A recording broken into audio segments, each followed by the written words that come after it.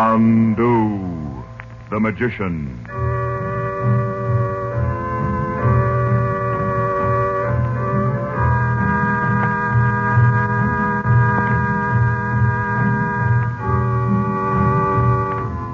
Good evening, ladies and gentlemen.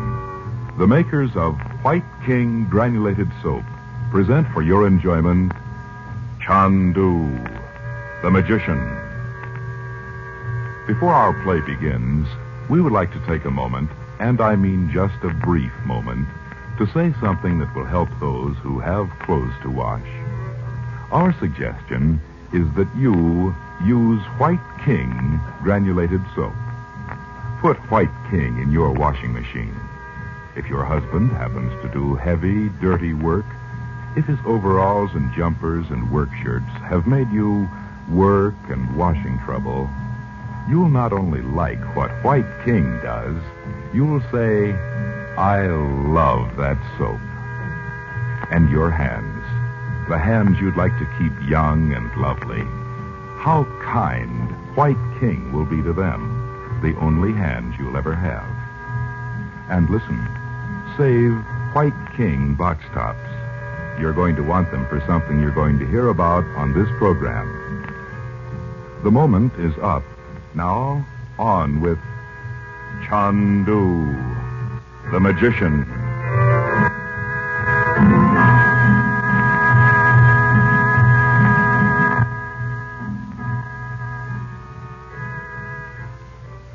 Frank Chandler, known in the Far East as Chandu the Magician, has unexpectedly returned from a long stay in India to the Beverly Hills home of his widowed sister, Dorothy Regent, her son Bob, and her daughter Betty.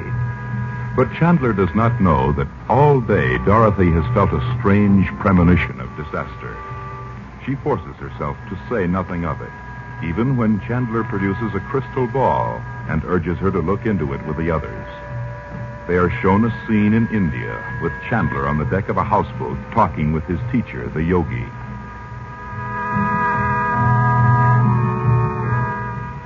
As they watch, Dorothy is overcome with terror. Chandu the Magician. There is no goodbye, my son. Yet there's a shadow across the water. And an icy wind even here. Stop it, Frank. I can't bear it. Don't be like that, Mom. Let her alone, Bob. Uncle Frank, please do something. Please. There's nothing in the crystal now, Dorothy. See for yourself. Did I just imagine all that? Oh, of course not. We saw it, too. But that icy wind on the back of my neck. You must be unusually sensitive to these things.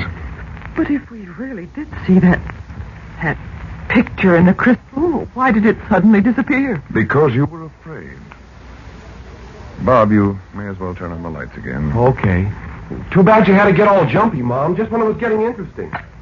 Frank, you said you looked in the crystal over in India and saw us here. Say, how did you know it was our house, Uncle Frank? You went to India before Mom and Dad built it, didn't you? That's true, but I knew it just the same. And I knew there was something like a dark cloud hanging over it. Why, that's just what Mother said. A storm gathering. Somehow, Dot, you felt it, too. At any rate, that's why I suddenly knew I must come back here. You don't mean you can look into the future? That's too much to believe. No. At least I've never been able to yet. Dorothy, where are the plans of this house? Well, I don't know. Why? I'm trying to remember. Did Robert destroy them by any chance? Why, I don't... Oh, yes, I remember now. He burned them. I'd forgotten all about it, as soon as the house was finished. Did he ever tell you why? No, I didn't ask him. I was rushing around with decorators and gardeners and so on. You know how it is. You don't, though, do you? There's no wife to follow you about, insisting on knowing whether you think the draperies match the rug. I see what you mean. What became of Robert's things, his books and so on? They're still in there, Frank. In where? In his room, just as he left them. Nobody's ever been in there since Dad was drowned, Uncle Frank. Not even Mother. Have you? No. I see. Robert designed that wing of the house for himself, Frank. There's a library and a chemical laboratory and a small bedroom and bath. I almost never went in there, even before Robert went away. He didn't want me to. He said it might be dangerous. Well, why do you care about Dad's things after all this time, Uncle Frank? Because I'm sure it's time someone went in and looked through them. I know I should have done it long ago. First, I meant to. I thought I'd get rid of all the apparatus and the chemicals and perhaps sell the books, but I kept putting it off and... Well... I know. I suppose it was just a feeling that as long as Robert's things were there, he'd be coming back someday. That's childish of me. Mother, it is not. Well, at any rate, Frank, now you're here, we'll do it. In the next day or so, if you like. We must do it now. Tonight. Hey, what's the rush? Yes, after 9 days, or years, a day or so won't matter. I wish I were sure of that. What do you mean? Where's the door to that wing? Down the hall to the right of the dining room. It's been locked all this time. And where's the key? Up in my room. Oh, I suppose I may as well face it now. Bob, run up and get the key, will you? It's in a little blue leather box on my dressing table. Sure, Mom. Oh, he'll never find it, Mother. He can never find anything. All right, run along and help him look if you like. You can laugh, but you know how boys are. You're a drip. You know that, don't you? Betty's a lot like you at her age, Dot. Is she? Your Bob's not in the least like Robert. No. Dot, do you think Robert might have built another room in that wing of his without telling him? Oh, well, of course he might have. He was so anxious not to have me know anything about that wing that I tried not even to look at it. I do know he had a great steel vault put in there somewhere. What made you think of that? I'll tell you if we find what I'm looking for. Well, shall we get started? I only hope it's not too late. Here's the key, Mother. It didn't take much hunting. It was right in plain sight. Give it to Uncle Frank. Oh, thanks, Betty. It's kind of weird going into rooms that have been locked up for almost 10 years, isn't it?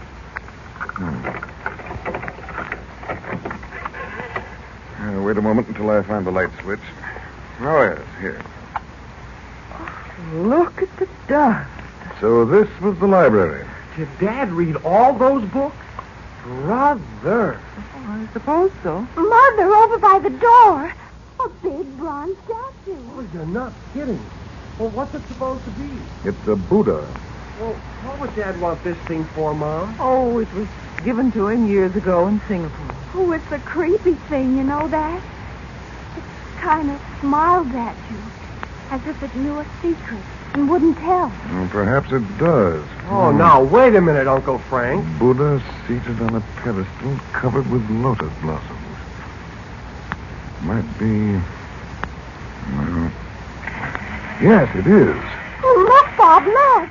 The statue's turning right around. Well, how did you do it, Uncle Frank? There's a concealed spring in one of these lotus flowers. The statue swings around. And there's a stairway under it. Yes, and that's what this light switch is for. It lights the basement room. Well, can't we come down? Yes, come along. This is what Robert did with that steel vault, Dorothy. It's a filing room. Buddha was certainly an ingenious way to hide the entrance. Mother, why would Daddy have all these rows and rows of filing cabinets? Well, you know he was a chemist, darling. Among other things. Well, I suppose I might as well start with the desk.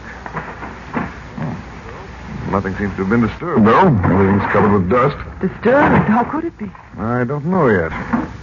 Now, here's a paper of some kind. Oh, it's in Robert's handwriting. Let me see. It's a letter. Or part of one. Not signed. What's that name? Dear what? Bowden. Know who he was? Bowden. Oh, yes. He was in Robert's class when he took that postgraduate course in Berlin. He was a scientist of some kind. What does the letter say? It says, Dear Bowden, despite our disagreement, I have often thought of writing you to ask you once more to give up your experiments. If they fail, you will have wasted precious time. If they succeed, you will have produced nothing but disaster for the entire world. What was this fellow up to, Dot? I haven't the vaguest idea. Go on, read the rest of it. Let's see. Even now, alone, I am on the verge of success. I beg you to give up those plans of yours which you know are unworthy of any scientist and join me. Well, that's all. Robert never finished it. That wasn't like him. You know what, Mom? What, Bobby? Well, maybe he didn't go to Europe at all. Maybe he had amnesia or something and just kind of wandered away. Oh, don't be silly. You talk like a comic book. Oh, of course he went to Europe, Bob. You know he sailed for home on the Athenia. Could he have heard from this Bowden before he left, Dot? Well, if he did, he didn't tell me. We'll just have to hope he left a record of what he was doing in one of these files. Does it make any difference where we begin? Yes, Bob, we'll begin here at this end. I have a feeling that... Oh, hey, what's the matter? Is that it right off the bat? I think so. Oh, let's see. Now, just a minute, Betty. Dorothy, you'd better go back upstairs. Why? Because Let me see what you have there. it's just a sealed folder with an envelope fastened to the outside. Is the envelope addressed to me? It may have been meant for you or for Robert's attorney. Well, then let me... Oh. To be opened at once in the event of my death. And I've left it here all these years. Now, don't blame yourself, Dot. No, Mom. If it's anybody's fault, it's Dad's. He knew you never came down here, didn't he? Oh, don't say that, Bob. But he's right, Mother. How could Daddy think you'd ever find it? I should have gone through everything. If only I hadn't let myself think he'd come home. Like the others who were found long after the ship went down. Well, why don't you open the envelope and see what's inside? Might not amount to anything now. You open it, Frank? Mm-hmm. Well, what is it? It's instructions about the contents of the folder it was attached to. Is it important, Uncle Frank? Yes, indeed. What does the instruction say? It says the sealed folder contains the drawings and formula of 2 discoveries Robert had just made. Oh, maybe this is the reason he didn't send that letter to Bowden. Here, Dot. Read it for yourself. The results of these discoveries could be so terrible that I'm often tempted to destroy the records of my experiments. However, one man suspects their existence. So for protection, I shall keep these records as long as I live. But they must be destroyed at once at my death. I cannot accept the responsibility of giving such processes to an unstable world. Destroy the contents of the folder unread. Good heavens, Frank, what can it be? No one will ever know. Oh, are you just going to tear up the folder without even looking at it? I certainly am. Oh, but it's valuable. Your father knew what he was doing, Bob. We'll take it upstairs and burn it. I can't bear to touch it. Don't you even want to know what it's about, Uncle Wait Frank? a minute. The seal's been tampered with. Impossible. We haven't touched I'll it. have to open it now to make sure that... It's empty. Oh, no. Yes, I was right. We're too late after all.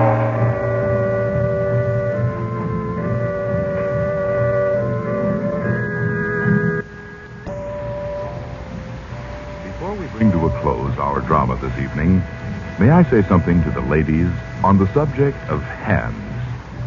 There is an extra special quality in White King soap that is extra specially kind to hands. And I'll tell you what it is. If you use the kind of soap that needs hot water to make it work, your hands are liable to be rough and red, no matter what kind of soap it is, or what claims are made for it, or what it contains. But listen, White King, with its nut and vegetable oils, doesn't need hot water. In washing machine or dishpan, for heavy clothes or filmy, fragile things, White King washes the dirt away in water that's just about body temperature. Ever hear of anything like that? No wonder millions and millions of ladies say, I love White King soap. That's what you'll say, too. Chandu the Magician is produced and directed by Cyril Umbrister. The makers of White King invite you to listen tomorrow at this time when the story resumes. Chandu the Magician. This is the Mutual Don Lee Broadcasting System.